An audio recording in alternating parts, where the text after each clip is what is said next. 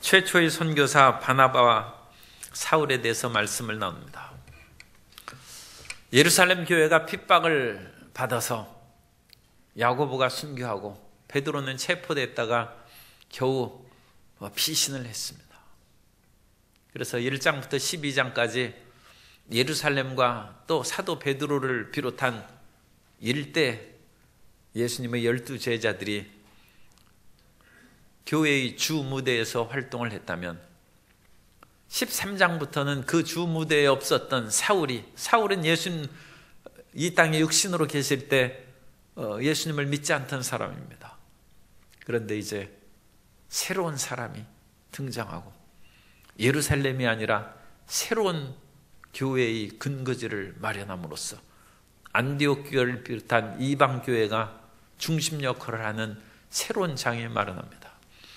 이런 급격한 전환을 이 성경에서 하는 것이 참 놀랍습니다. 우리는 예루살렘이 그야말로 유대인으로 보면 영원토록 번영하고 발전해야 될 것 같은데 하나님께서 사용하시는 그 교회를 바꾸시는 것이죠. 베드로가 물론 수제자로서 계속 오늘날까지 그 이름이 남아 있습니다만 사도 바울을 통하여 대전환을 일으키죠. 그러므로 우리 인생에도 항상 전환이 있을 수 있다는 것을 잊지 말아야 되고, 또 전환의 일이 있다 할지라도 이전 사람을 하나님께서는 버리신 것이 아니라는 것을 기억해야 돼요. 그럼으로써 이전에 쓰임받던 사람이 전환을 통해서 전면에 나서는 일에서 이제 벗어났다 할지라도 결코 하나님께서 버리신 것이 아닙니다. 그런 믿음의 그런 확심과 담대함을 갖는 것도 필요합니다. 그래서 이 안디옥에는 5분의 목회자가 있는데 1절에 보면 이제 선지자들과 교사들이 있으니 바나바, 시므온, 루기오, 마나엔, 사울 5명의 공동 목회를 이제 했어요. 그리고 그 가운데 선지자라고 하는 것은 이와 같이 하나님의 탁월한 예언의 능력을 받은 그 사람도 있었다. 우리가 바나바는 우리가 잘 알고 있습니다. 바나바는 이제 구브로 출신입니다. 구브로 출신이어서 사도행전 4장 36절에 보면 구브로에서 난 레위족 사람이 있으니 이름은 요셉이라 사도들이 일컬어 바나바라.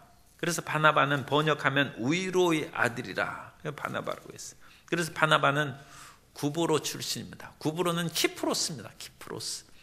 키프로스 분쟁을 아마 이제 기억하는 분들이 있을 것입니다. 그래서 터키 밑에 있는 상당히 큰 섬입니다. 그래서 키프로스에 이제 그 그리스계 사람과 터키계 사람들이 섞여 살고 있는데 거기에서 이제 터키 사람들이 정치적인 독립을 요구함으로써 지금까지도 키프로스가 남쪽의 그리스계 국가, 북쪽의 터키계 국가로 나눠져 있습니다. 어쨌든 이 구브로는 키프로스. 그래서 거기에서 이제 유대인들이 사방으로 흩어져서 구약 시대부터 흩어져 살기 시작했죠. 그래서 거기 있는 레위인이 이제 바나바입니다. 그 다음에 니게르라 하는 시몬. 이 니게르는 라틴어로 검다는 뜻입니다. 그래서 이분은 아마 흑인이었을 것 같아요. 그래서 니게르라 하는 시몬과 이 흑색이 굉장히 그 강력한 우성인자이기 때문에 이 황인이나 백인들이 흑인하고 결혼하면 다 이제 흑인이 나옵니다. 그 피부가 이제 우성인자죠. 그러니까 아프리카로 내려간 그런 유대인들이 거기에서 꼭 유대인들하고 결혼할 수 있습니까? 그 지역으로 내려가서 아프리카에 살면 이제 흑인하고 결혼해야죠. 그러면 그 자식들이 흑인입니다. 그래서 오늘날에도 흑인 랍비들이 많이 있습니다. 그래서 아프리카 계통으로 내려간 유대인들이 또는 랍비들의 자녀들이 흑인이에요. 그래서 그분들은 또 정통 유대인입니다. 정통 유대인. 그런데 흑인이니까 조금 이상하게 생각이 되지만 그거야 뭐 큰 문제가 아니죠. 그리고 유대인의 그런 율법을 지키고 성경을 믿고 살아가면 그 사람들이 유대인으로 인정을 하기 때문에, 그래서 이제 이 당시부터 이미 그 니게르를 하는 시므온이 있었고, 그 다음에 구레네 사람 루기오와, 구레네는 북아프리카의 그런 도시 이름입니다. 구레네. 그래서 구레네 사람, 그러니까 북아프리카. 사실 북아프리카 그 지역은 유럽 문화권입니다. 그래서 북아프리카 그 지역은 이전부터 헬라 문화가 그 지역을 이제 차지하고 있었고, 알렉산드리아도 북아프리카죠. 그 알렉산드리아는 알렉산더가 세운 도시입니다. 그래서 알렉산드리아라고 하는 거죠. 헬라인들이 많이 들어가 살고 있어요.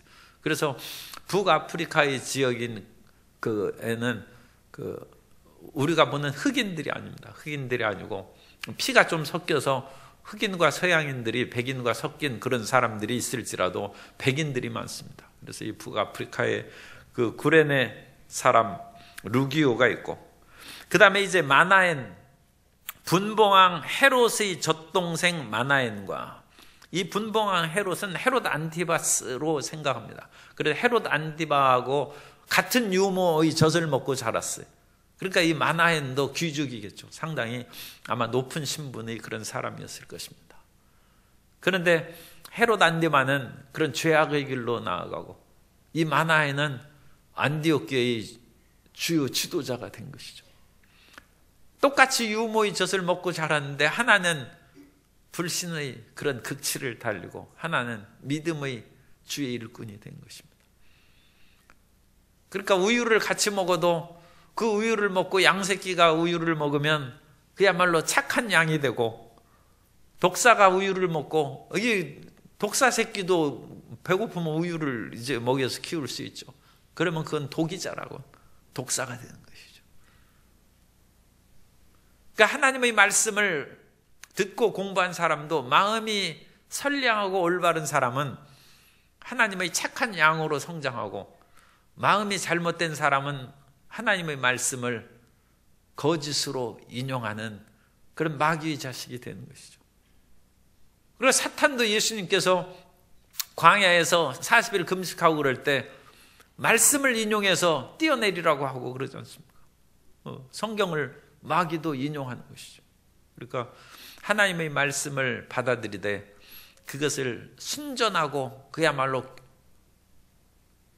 올바른 태도를 가지고 마음을 수용해야지, 뒤집어지고 파괴적이고 잘못된 마음을 가지고 그걸 받아들이면 그런 잘못된 것에 대한 힘을 공급하는 거예요.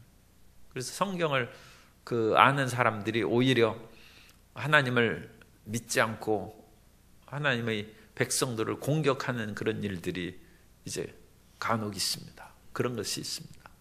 그래서 어쨌든 이 젖동생 마나에는 그렇게 믿음의 사람이 되고, 그 다음에 이제 사울은 하나님의 그런 베냐민 지파요 히브리인 중의 히브리라, 더군다나 예루살렘으로 유학 와서 가말리엘 문화에서 공부한, 그러니까 유대인 가운데도 엘리트입니다. 엘리트인 그런 사울이 있었다. 그래서 이 5 사람들이 안디옥 교회를 세우고, 우리가 11장 20절에 보면 그 중에 구브로와 구레네 몇 사람이 안디옥에 이르러 헬라인에게도 말하여 주 예수를 전파하니, 그래서 이 구브로, 키프로스와 구레네, 북아프리카의 구레네에 있는 사람들이 안디옥 교회를 세웠다고 했어요. 그러니까 이 세운 그 사람들일 거예요. 그 가운데 구브로에 있는 사람들이 안디옥 교회를 세웠으니까 구브로에 있는 출신인 바나바를 불렀죠. 예루살렘에서. 아마 구브로에서 같이 아는 사람이, 바나바가 레위인으로 믿음이 신실한 사람, 더군다나 마음이 이분은 우유로의 아들이니까 넓어요. 그래서 와서 도와달라고 하니까 바나바가 이 구브로 출신들 사람하고 함께 어울렸을 것입니다. 그리고 이 바나바가 성경 지식이 더 탁월한 사울을, 이 안디옥에서 좀 북쪽으로 올라가면 다소가 있어요. 별로 멀지 않습니다. 그래서 다소에 있는 사울을 불러서 합류를 시킨 것입니다. 그러므로 이 5명의 목회자들은 어느 정도 서로 간에 공통점이 있어요. 같은 지역 출신이라든지 믿음의 그런 신실함에 있어서 같은 사람입니다. 그러나 어떤 면으로 보면 신분이 상당히 차이가 있죠.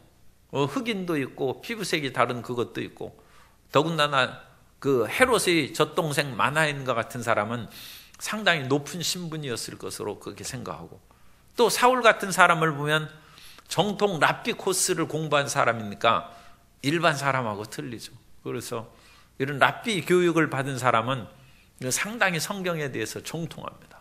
성경을 거의 외우다시피 하는 그런 그 특출난 능력이 있어요. 그것은 머리가 좋다는 것보다는 어릴 때부터 그렇게 시키는 것입니다. 시켜가지고 성경을 외우게 시킵니다.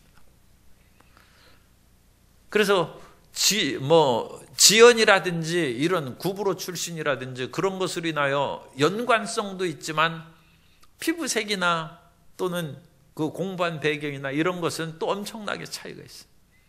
그러면서도 이 분들이 다섯이 함께 목회를 했다는 것은 참으로 놀랍습니다. 그래서 사람이 마음을 합하여 목회하는 것이 쉽지 않아요. 오늘날 이제 교회에서 젊은 사람들이 목회하거나 또는 5년, 10년 그 사역을 하면 대형 교회에서 개척하러 내보낼 때 이제 1억이나 2억씩 줘서 내보내는데, 요즘에 1, 2억 가지고 이제 건물 얻을 수가 없죠. 그러니까 자기 재산을 더해서 얻는 데거나 그래야 되는데, 그런 돈도 없는 사람이 많이 있으니까 한 서너 사람이 모이면 그래도 이제 한 5억 정도 만들 수 있죠. 그럼 훨씬 더 건물을 구하기도 쉽고 좋은 장소를 얻을 수 있습니다. 그런데 문제는 서너 사람이 마음이 아파지지 않는다. 제가 한 세대에 있을 때에도 한 세대 신학대학원 동기들이 우리 같이 하자고 해서 그 서너 사람이 그 한 세대 가는 그 길목에서 이제 군포에다가 거기에서 교회를 개척했어요. 그래가지고 같이 신학 동기니까 친구들 아닙니까? 그렇게 하더니 1년 만에 깨졌어요. 그래가지고 사람들이 같이 어울리기가 힘듭니다. 더군다나 목회를 하는 데서는 어떤 그런 비전이나 그런데 자기 주장을 내세우기가 쉬운데, 상대방이 그런 주장을 내세울 때 자기 것을 포기하고 그걸 받아들이기가 쉽지 않죠. 그래서 그것에서 다 뿔뿔이 흩어지고 그야말로 그 교회가 거의 위기에 이제 처한 것을 봤습니다. 그런데 안디옥 교회는 어쨌든 그런 일은 없어요. 그죠? 안디옥 교회에 그런 일이 없다는 것을 어찌합니까? 사도 바울이 1차, 2차, 3차의 그 모든 그 선교 여정을 끝날 때까지 여전히 돌아오는 본부로 안디옥 교회를 삼았어요. 여전히 안디옥 교회가 사도 바울을 후원하고 돌아갈 교회가 되었다는 것이죠. 그건 참 초대교회의 이 모든 목회자들이 마음을 비우고 그야말로 주님만 바라보고 교회를 섬겼다는 것을 알 수 있습니다. 그리고 놀라운 것이 이제 있어요. 이 사람들이 모여서 이제 2절에 보면 주를 섬겨 금식할 때, 그래서 이 금식하다는 것이 이제 교회에 나와요.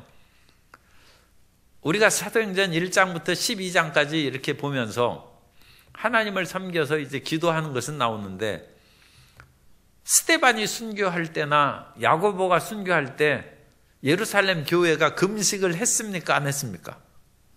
스데반 순교한 후에 사람들이 금식했다는 말이 없어요. 그 다음에 야고보가 순교했을 때도 여기 금식했다는 말이 없어요. 베드로가 사로잡혔을 때도 교회가 열심히 기도했다고 했지 금식하며 기도했다는 말이 없어요. 그런데 희한하게 이 이방인 교회 안디옥 교회에서 금식하며 기도했다. 금식하면서. 그래서 박해보다 어떤 핍박을 받고 그 역경에서 벗어나는 것보다 더 중요한 것이 선교사 파송하는 것이다. 그 의미를 여기에서 보여주고 있습니다. 핍박고 박해를 받아도 그냥 기도하고 지낼 수 있어요. 그러나 선교사를 파송할 때는 금식하는 거예요. 그래서 이 선교의 일이 얼마나 막중하고 더 우리 모든 사람들이 열심히 기도해야 되는가. 그 기도의 그런 최절정은 어쨌든 뭐 그냥 밥을 먹거나 안 먹거나 그 자체가 절대적인 기준은 될 수 없습니다만, 그래도 금식하며 기도하는 것은 더 절박하죠. 그죠? 목숨을, 밥을 안 먹는 것은 이 생명의 위기를 가져오는 거죠. 아무리 기도해도 철통같이 밥 먹고 그야말로 내가 하루에 8시간 기도한다 해서 짜장면 먹고 짬뽕 먹고 해가지고 5그릇 먹으면서 기도하면 별로 힘들지 않아요. 그러나 금식하며 기도하는 것은 비장한 것이죠. 그리고 오살리 기도원 젊을 때 갈 때는 꼭 불광동 터미널에서 짜장면을 한 그릇 먹으면서 이게 마지막 짜장면이 될지도 모른다는 비장의 각오로 짜장면 그릇을 남김없이 비우고, 아니 금식기도 하러 간 사람이에요. 그럼 되겠어요? 그래도 이제 정말로 그런 비장의 각오로 그렇게 짜장면 그릇을 비우는 거예요. 그러니까 하나님이 또 불쌍히 여기셔서 그렇게 3일만 금식하면 응답하고 이제 그러셨습니다. 금식하는 것이 비장한 거예요. 그런데 스데반이나 야고보의 순교 때에도 그런 때 그 금식하는 것이 아니에요. 그런데 여기에서는 금식하며 기도한다. 아마 그 금식하는 배경을 성경에 안 써놨어요. 누가가. 그래서 무슨 일로 금식했는지, 그 처음엔 선교사 보내기 위해서 금식한 것이 아니라 주를 섬겨 금식할 때 성령이 이르시되, 그 다음에 성령이, 금식한 후에 성령이 말씀하셔서 바나바와 사울을 따로 세우라 하며 계속 3절에 이에 금식하며, 금식을 계속한 거예요. 이 금식이 2번 나오죠. 2절과 3절. 3절의 금식은 선교사 파송을 위한 금식이고, 2절의 금식은 무슨 일로 인해서인지 모르지만 안디옥 교회가 금식을 시작했다. 그랬더니 성령이 말씀하셨다는 것이고, 성령의 음성을 들은 후에 그것을 확증하기 위해서 계속 금식한 후에 바나바와 사울을 선교사로 안수해서 파송한다. 안디옥 교회가 그 당시 지도자인 베드로를 이제 잃어버리고 어디로 갔는지 떠났죠. 예루살렘 교회를 의지해 왔는데 예루살렘 교회를 의지하지 못하고 이제 예루살렘 교회를 도와주러 갔다 왔어요. 왜냐하면 예루살렘 교회가 박해가 이루어지고 여러 가지 그 기근으로 어려움을 처해서 기둥같이 의지하는 큰 교회가 흔들리는 거예요. 그때 이방인 교회인 안디옥 교회가 주님, 우리의 갈 길이 어디에 있습니까? 그때 금식하며 기도를 시작했다. 그렇게 이제 생각이 됩니다. 사람들은 그 젊을 때는 기도 별로 안 해도 해야 될 일이 있어요. 학생들은 공부하는 것이 해야 될 일이죠. 기도 안 해도 갈 길이 빤히 보이는 거예요. 학생들이 기도 안 해도 대학 입학해야죠. 그거 당연히 갈 길이 있어요. 그러니까 그걸 위해서 마음으로 기도하는 것입니다. 20대 젊은이들이 요즘엔 결혼이 늦어졌습니다만 기도 안 시켜도 기도해요. 무슨 기도합니까? 직장 마련해 주시고 결혼시켜달라고 기도 제목이 있어요. 당연히 30대 자녀 낳고 키우면 자식 키우는 게 기도죠. 매일매일 기도죠. 그 건강하고 그야말로 밥 잘 먹고 잘 크게 해달라고 기도. 아니 그런데 이제 40대 또는 50대 초반에 들어서 자기가 키운 아들인데 자기 자식이 이뻐가지고 손잡고 가려니까 뿌리치고 엄마는 그렇게 창피하게 무슨 짓이냐고. 아니 자식이 이렇게 배반을 하고 그러니까 마음에 남편은 뭐 남편대로 바쁘고 그때 이제 위기가 다가오는 거예요. 아니 내가 무엇을 위해 사나? 결혼을 위해 사는 것도 아니고 남편을 위해 사는 것도 아니고 자식을 위해 사는 그때가 기도할 때. 그때. 이제 갈 길을 몰라요. 그죠? 웬만큼 40, 50대까지는 갈 길이 정해져 있어요. 갈 길이. 우리가 공부하고 결혼하고 취직하고 자식 키우고 할 일이 태산같이 있습니다. 그런데 그 일이 놓아졌을 때 그때부터가 인생입니다. 그때부터 참 인생을 살아갈 때입니다. 하나님, 내가 무엇을 해야 됩니까? 내가 어디로 가야 됩니까? 주님, 나의 길을 이끌어 주옵소서. 그게 진짜 기도입니다. 내가 사람들을 위해 살았어요. 가족을 위해 살았어요. 직장과 사업을 위해서 살았어요. 그러나 하나님은 그냥 믿으며 산 거예요. 그러나 이제는 그 모든 것이 떠나왔을 때 하나님 앞에 주님, 정말 내가 무엇을 위해 살아가야 됩니까? 그게 진실한 기도의 시작이고, 그때부터 하나님과 동행하는 것입니다. 그때부터 하나님과 같이 길을 걸어가는 것입니다. 그때 성령께서 말씀하시고, 이제 나와 같이 살자, 나와 함께 동행하자, 그 길을 인도하시는 것입니다. 바나바와 사울이 안디옥 교회를 부흥시키고 그리스도인이라는 이름을 최초로 그 안디옥 교회에서 시작할 만큼 신실한 믿음으로 교회를 세워놨어요. 그런데 하나님이 참 놀랍죠. 그 바나바와 사울을 선교사로 그냥 보내버려요. 거기 성도들이 말리고 그랬어야 되잖아요. 그죠? 아니, 이러면 이 교회가 무너질 거 아닙니까? 그러나 교회는 예수님 교회입니다. 예수님이 알아서 하시는 것이고, 바나바와 사울이 없어도 교회가 무너지지 않습니다. 오히려 그 바나바와 사울을 그냥 선교사로 보내는. 그래서 바나바와 사울이 선교사로 떠났는데 그 지도를 한번 보여주세요.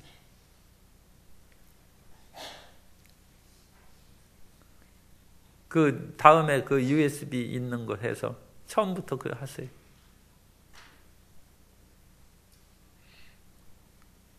처음부터 해, 처음부터.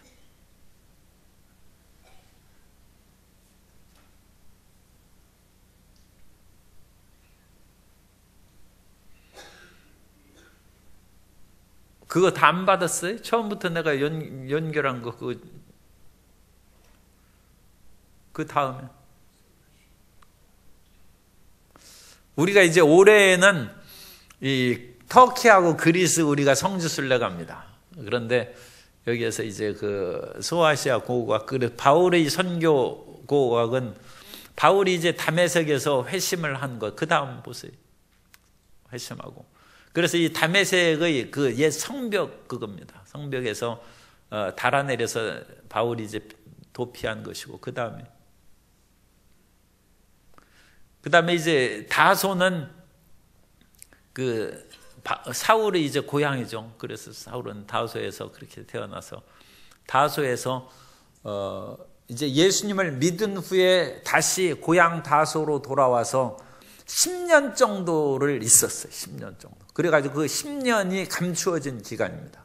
그 10년 동안 무엇을 했는지 성경에서 몇 군데 찾을 수 있습니다만 확실하지는 않습니다. 그때 개인적으로 전도하며 살았을 것이다. 그리고 나서 바나바가 부릅니다. 그래서 이제 안디옥으로 온 것입니다. 이건 다소의 클레오파트라의 문이라고 하는 그런 고대 이제 성벽입니다. 저건 터키 국가예요. 그리고 여기에는 이제 바울의 그 사울의 그런 생가에 있는 우물입니다. 원래 옛날에는 우물터가 저런 위에 건물이 없이 그렇게 있었는데 그 몇 년 후에 가보니까 또 저 위에다 그런 것을 지어놨어요. 그런데 사도 바울이 그 저기에 살았는지 안 살았는지 그걸 어찌 알겠습니까? 그냥 그러려니 하고 생각하면 되는 것이죠. 그래서 이제 그 다소에서 안디옥으로 이제 왔어요. 안디옥. 그래서 최초의 크리스찬이라는 이름이 이제 생기고, 그 다음에 그래서 이 안디옥의 유적을 이제 오늘날 그 여러 가지로 좀 발굴하면 그거 좀 찾을 수 있습니다. 그 다음에 시간 관계상 그렇게 보시면. 그리고 어떤 사람이 1910년에 안디옥에서 우물을 파다가 이 성배, 이 잔, 포도주를 마시는 그런 잔입니다. 잔을 만들었는데 이 잔이 참 특이하기 때문에 이 잔을 한동안 예수님께서 마지막 그 십자가에 달리시기 전에 제자들과 나누어준 그런 잔.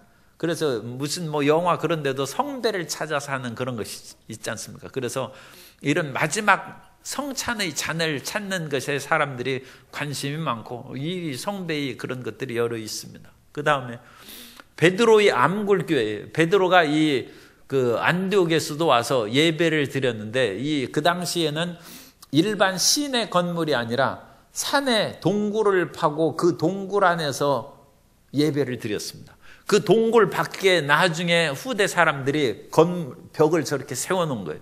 그래서 동굴 안으로 들어가면 그 다음에 보세요. 아무것도 없이 저기 동굴 안입니다. 동굴 안에 그렇게 강대상으로 있는 그런 대리석 그런 돌이 하나 있고 그 뒤에는 굴이 뚫려져 있어요. 그래서 사람들이 혹시 잡으러 오면 도피하는 도피구 굴이 그 안으로 쭉 있습니다. 그렇게 해서 이제 그 다음에 이건 오늘날 그 안디옥의 시가지입니다. 어느 나라든지 현대 도시는 거의 비슷합니다. 그런 시가지가 있고. 그래서 사도 바울이 이제 1차 선교 여행을 떠나는데 그대로. 그래서 사도행전 13장 4절부터 14장 28절까지가 1차 선교 여정의 그 기간이고 연대는 46년에서 48년 정도 됩니다. 그래서 오늘날에는 48년으로 생각합니다.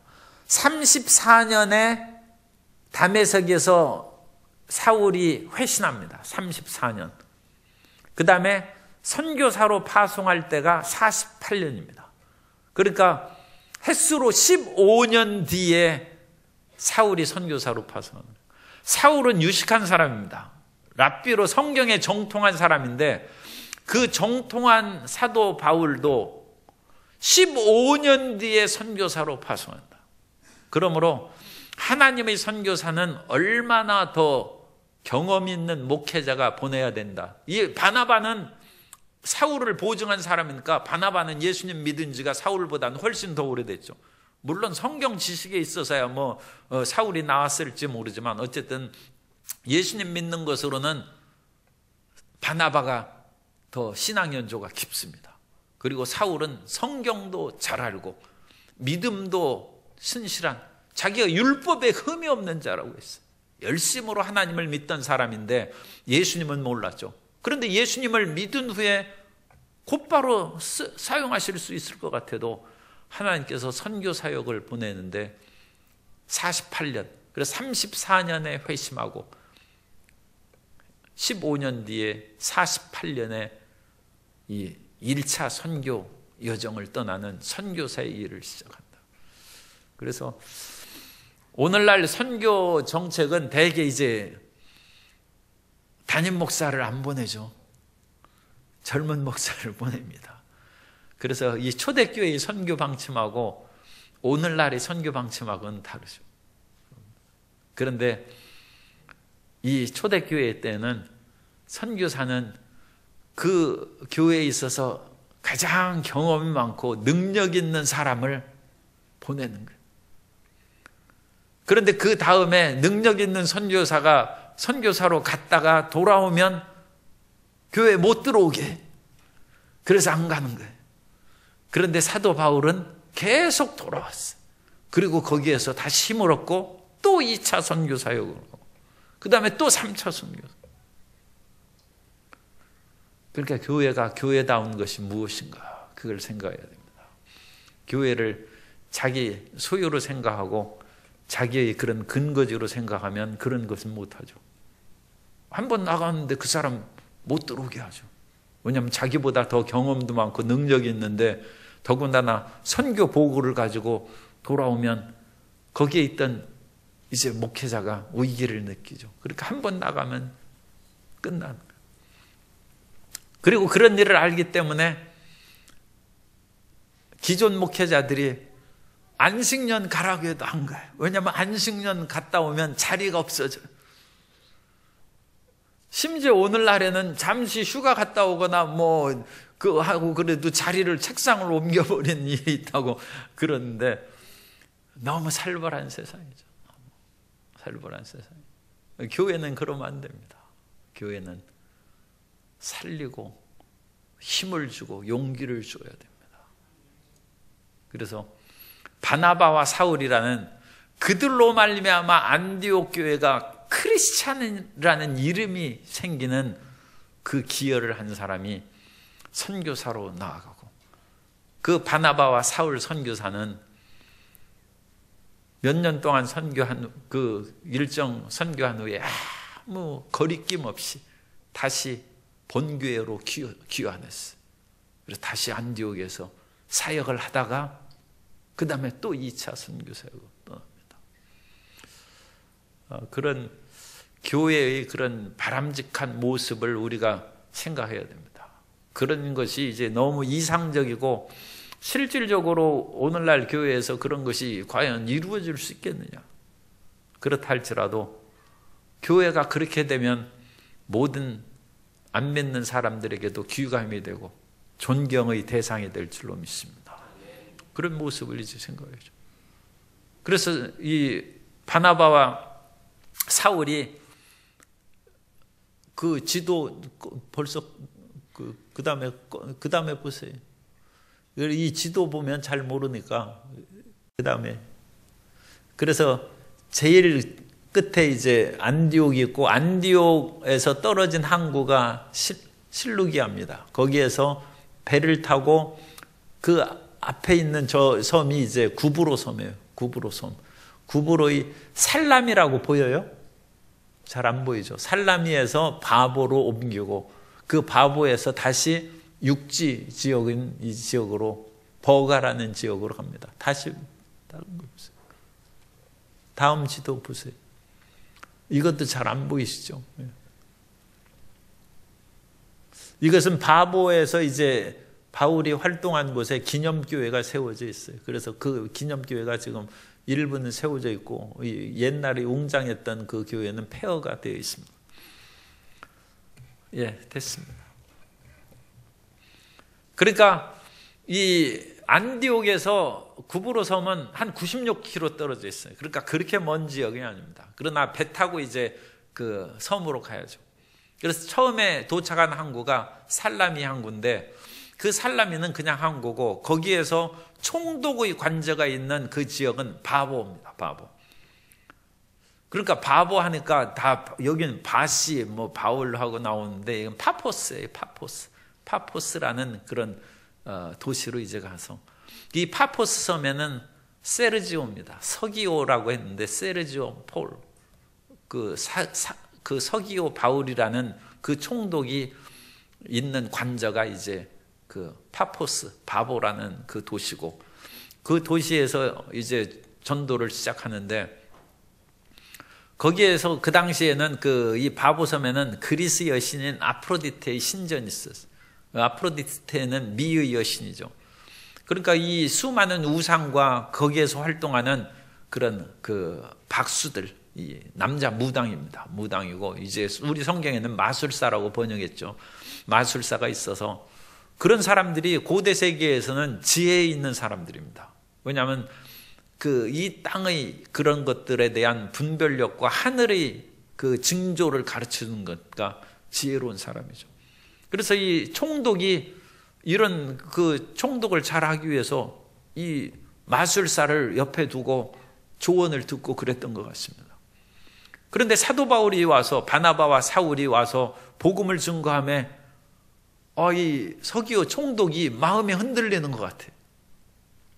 그러자 이 마술사를 엘루마라고도 부르는데 엘루마스는 헬라어인데 이 엘루마스라는 헬라어는 원래 헬라어가 아닙니다. 그래서 헬라에 들어오는 아랍어였을 것이다. 그렇게 생각합니다. 그러니까 그리스에도 다른 외래어가 들어오죠. 그래서 이 엘루마는 본래 헬라어가 아니라 아랍식 이름이다. 그래서 아랍식 이름으로 엘루마는 그것도 마술사라는 뜻입니다. 그러니까 우리 성경에 보면 8절에 이 마술사 엘루마는 이름을 번역하면 마술사라 그랬죠. 그러니까 마술사나 엘루마나 이제 다 같은 건데 이 헬라 단어로는 이제 서로 다른 두 단어를 쓰고 엘루마는 외래어입니다. 그래서 예수님을 못 믿게 하는 거예요. 못 믿게. 여기에서 사도 바울의 능력 전도가 있습니다. 그러자 9절에 보면 바울이라고 하는 사울이 이 사울은 그 성인 것으로 그와 같이 생각합니다. 그래서 유대인들은 일반적으로 그와 같이 자기 그 이름만 나타내든지 성만 쓰든지 이제 그러죠. 그러니까 벤허라고 하는 것은 그 영화에 보면 My name is Judah Ben-Hur라고 그렇게 얘기합니다. 그 배너 거기에서. 그러니까 허라는 것은 그 허라고 영어식으로 읽어서 그렇지 우리 성경으로는 훌입니다. 아론과 훌은 훌이에요. 벤은 아들이란 뜻이에요. 그러니까 벤허라는 것은 훌의 자손이라는 거예요. 그러니까 성은 훌이죠. 훌씨. 훌의 자손인 My name is 유다라는 거예요. 이름은 유다고 성은 훌이에요. 훌. 그런데 사울은 안타깝게도 그 풀네임이 그 전체 이름이 안 알려졌어요. 그러니까 성경은 하나님의 종인데 뭐 그 전체 이름을 그 얘기 안 하고 어떤 사람은 그냥 이름도 안 얘기해 준 사람도 있어요. 그냥 사울이라고만 부르는 거예요. 이 사울을 성으로 생각합니다. 성. 그래서 이 사울은 성이고 이 사울을 가장 가까운 라틴어식 이름으로 발음하면 바울입니다. 그러니까 바울이나 사울이나 같은 이름이에요. 그런데 이 바울은 이제 라틴어의 로마식 이름이죠. 그러니까 로마 제국하에서 부르기가 쉬운 것이고 사울이라는 이름은 성경적인 히브리어 이름이기 때문에 로마 사람이 들으면 어색한 거예요. 그러니까 우리나라도 미국 가면 거기에서 영어식 이름으로 그런 식으로 이름을 붙여서 뭐 폴이라든지 뭐 사라, 박세라죠. 박세리 그런 식으로 이름을 영어식으로 붙이지 않습니까? 그런 식으로 사울은 이제 정식 선교사로 활동하면서는 로마식 이름으로 그 개명 부르는 것이 선교 사역에 유익하겠다 싶어서 이름을 바울로 여기서 갑작스럽게 바꾼. 그러니까 바울이나 사울이나 같은 것으로 그렇게 생각합니다. 그래서 바울은 로마식 이름이고 사울은 히브리식 이름입니다.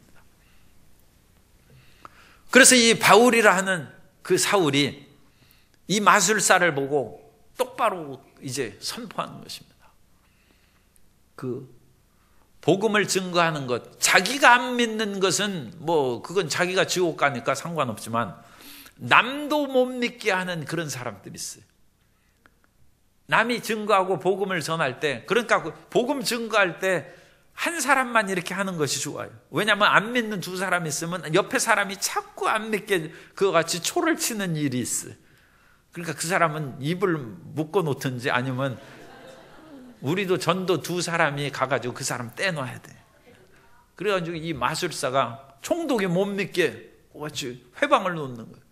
그러자 사도 바울이 모든 거짓과 악행이 가득한 자요 마귀의 자식이라고. 이런 강력한 말을 하는 것은 복음 증거하고 예수님 믿게 할 때 방해하는 것은 마귀 새끼라는 거예요. 그러니까 성경의 그런 말씀을 증거할 때 혹시라도 그런 것이 그런 일 없어. 그런 것을 함부로 얘기했다가는 그 마귀 새끼 되는 거예요. 절대로 그런 것에서 나도 예수님 믿어봤는데 별로 뭐 그런 역사와 도움도 없더라. 마귀 말하는 것이죠. 자기 안 믿고 혼자 가려면 가지고 왜 남도 못 믿게 옆에서 그와 같이 방해합니까? 그죠? 그런 일이 없어요. 그러자 사도 바울이 이제 주의 손이 내 위에 있으니 내가 맹인이 되어 해를 보지 못할 것이다. 그랬더니 눈이 깜깜해져 가지고 인도할 사람을 두루 찾는지라. 그래서 이 서기오 바울이라는 총독이 예수님을 믿었다는 것입니다. 그래서 우리가 전도할 때도 말씀에 따르는 능력을 주옵소서. 그래서 이거 지도를 좀 보니까 그렇게 시간이 넘어갔어요. 사도행전 4장 29절을 이하에 보면 주여 이제도 그들의 위협함을 굽어보시옵고 또 종들로 하여금 담대히 하나님의 말씀을 전하게 하여 주시오며 손을 내밀어 병을 낫게 하시옵고 표적과 기사가 거룩한 종 예수의 이름으로 이루어지게 하옵소서. 그래서 말씀을 전할 때 따르는 표적과 기사, 병이 고치고 또 흑암의 세력이 물러가는 능력이 임하게 해 주옵소서. 항상 기도하고 전도하면 전도의 좋은 열매를 맺게 될 줄로 믿습니다. 그래서 경험이 많은 그런 중견 목회자인 바나바와 사울을 파송했더니 이 마술사도 상당히 실력 있는 사람이죠. 총독 옆에서 보좌하는 사람인데, 그러나 그 흑암의 세력을 당장 꺾어버리고 그 사람이 눈이 안 보이게 됐어요. 그래서 총독이 예수님을 믿고 그 따르는 표적을 보고 믿음을 갖게 됐다는 것입니다. 우리도 하나님의 말씀으로 무장하고 능력으로 충만하여 하나님의 일을 잘 수행하는 주의 자녀가 되어야 될 줄로 믿습니다.